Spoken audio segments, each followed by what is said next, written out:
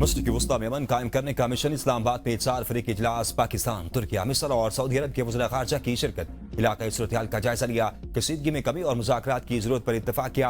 अमन के लिए करीबी ताउन जारी रखने का अज़्म। चारों वज़ीर ख़ारजा ने बाहमी दिलचस्पी के दीगर अमूर पर भी तबादला ख्याल किया। इजलास से कबल तीनों वज़ीर ख़ारजा की पाकिस्तानी हम मनसब से अलग अलग मुलाकात, मशरिक़ वस्ता की सूरत-ए-हाल पर तबादला ख्याल, खित्ते में अमन व इस्तेहकाम के लिए करीबी राब्ता और ताउन जारी रखने पर जोर। इसहाक़ डार की ईरान के वज़ीर ख़ारजा से टेलीफोन पर बातचीत। इस्लामाबाद में 4 ममालिक के वज़ीर ख़ारजा के इजलास के हवाले से इत्मीनान मिला। 4 मुल्क की मुज़ाकरात खित्ते में अमन व इस्तेहकाम के फौरी फ़रोग़ का पेश ख़दमा है। मुज़ाकरात सिफारतकारी और इत्मीनान साज़ी आगे बढ़ने का वाहिद रास्ता है।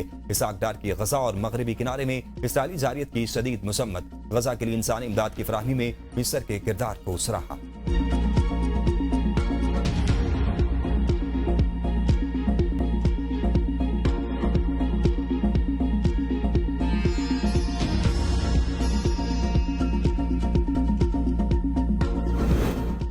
सऊदी वज़ीर ख़ारजा की वज़ीर आज़म शहबाज शरीफ से मुलाकात। मशरिक़ वस्ता में कशीदगी को मुज़ाकरात और सिफारतकारी के जरिए हल करने पर जोर। पाकिस्तान का सऊदी अरब के साथ मुकम्मल और गैर मुतज़लज़ल यकजहती और हिमायत का आदा। गिलामी के मुताबिक वज़ीर आज़म ने सऊदी वज़ीर ख़ारजा को अमेरिका ईरान को मुज़ाकरात की मेज़ पर लाने की कोशिशों से आगाह किया।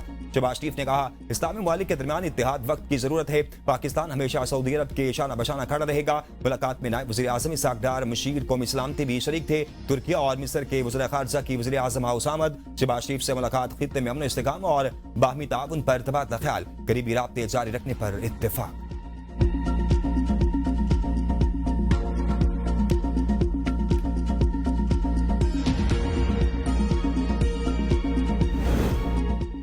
ईरान की इसराइल पर मजीद क्लस्टर बम्बों की बारिश। तेल अवीव दरस उठा। हैफा में इसराइली बंदरगाह को निशाना बनाया गया। बिन गुरियान एयरपोर्ट पर ईंधन के जखीरे को उड़ा दिया गया। हैफा में इसराइली वारफेयर और रेडार पर मिसाइल दाग गए। 1 फौजी समेत 2 अफराद हलाक, 32 फौजी जख्मी हो गए। तेल अवीव में कसीर मंजिला इमारतों को नुकसान। सायरन बजते ही लोग शेल्टर्स की जानिब दौड़ पड़े। हुकाम के मुताबिक हमले इसराइली फौज की जानिब से लिबनान में शहीद किए जाने वाले 3 सहाफियों का बदला लेने के लिए किए जा रहे हैं।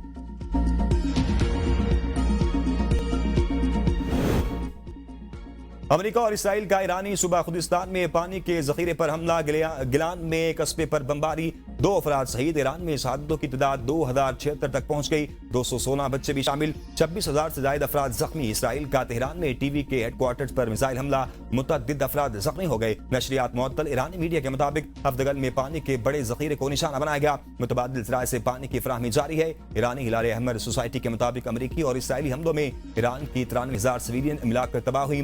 20,779 तिजारती इमलाक को नुकसान पहुंचा। 600 स्कूल तबाह हो चुके। ईरान में बुनियादी सेहत और हंगामी तिब्बी इमदाद के 336 मराकिज़ भी अमरीकी और इसराइली हमलों को निशाना बने। ईरान के खलीजी ममालिक में अमरीकी अहदाफ पर हमले जारी। दागे गए ड्रोन्स कुवैत के हवाई अड्डे पर जा गिरे। हर तरफ आग भड़क उठी। रेडार सिस्टम को बुरी तरह नुकसान पहुंचा। हमले में कोई जानी नुकसान नहीं हुआ। कुवैती हुकाम का कहना है कि फ्यूल टैंक में आग लगी। सऊदीया की प्रिंस सुल्तान एयरबेस पर ईरानी मिसाइल हमले में अमरीकी सर्विलेंस तैयारे E3 की तबाही की तस्वीर सामने आ गई। गैर मुल्की मीडिया के मुताबिक नए तैयारे के लिए अमरीका को $1 अरब से ज्यादा रकम खर्च करना पड़ेगी। Airborne warning and control aircraft का दौरान जंग किरदार इंतहाई अहम होता है, जो तैयारों और ड्रोन्स का सैकड़ों मील दूर से पता लगा सकता है। साबिक अमरीकी जनरल का कहना है कि E3 की तबाही से अमरीका का खलीज फार्स पर निगरानी मुतासिर होगी। मुत्तहिदा अरब अमीरात की वज़ारत दिफा के मुताबिक 16 मिसाइल और 42 ड्रोन तबाह किए। हमलों में अब तक 4 पाकिस्तानियों समेत 8 शहरी शहीद और 178 जख्मी हुए। अमीराती फिजाई दिफा ने अब तक 414 मिसाइल और 1914 ड्रोन तबाह किए।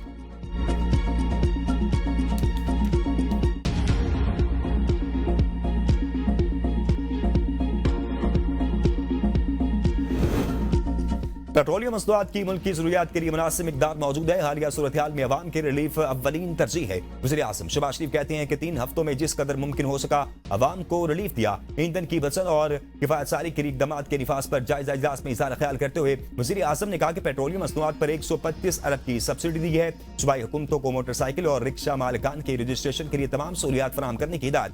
डाटा डिजिटाइज होने से मालिकान को मुस्तकबिल में हुकूमत की तरफ से दिए जाने वाले रिलीफ से मुस्तफीद होने का मौका मिलेगा।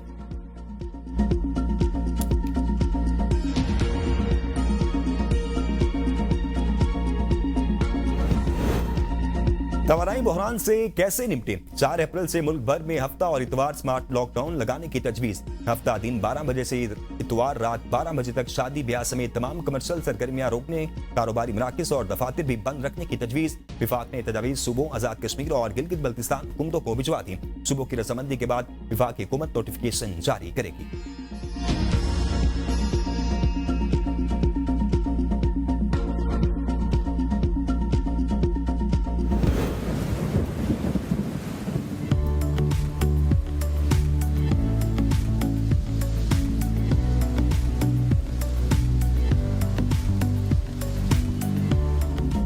ملک کے بیشتر شہروں میں گرج چمک کے ساتھ بارش، پہاڑوں پر برفباری، راولپنڈی، اسلام آباد، لاہور سمیت پنجاب کے مختلف شہروں میں بارش، پشاور، باجوڑ، مالاکنڈ میں بھی بارش سے موسم خوشگوار ہو گیا۔ شمالی وزیرستان کے ندی نالوں میں طغیانی، بابوسر ٹاپ، نانگا پربت بڈوگا ٹاپ پر برفباری، چلاس شہر اور گردونما میں بارش ہوئی۔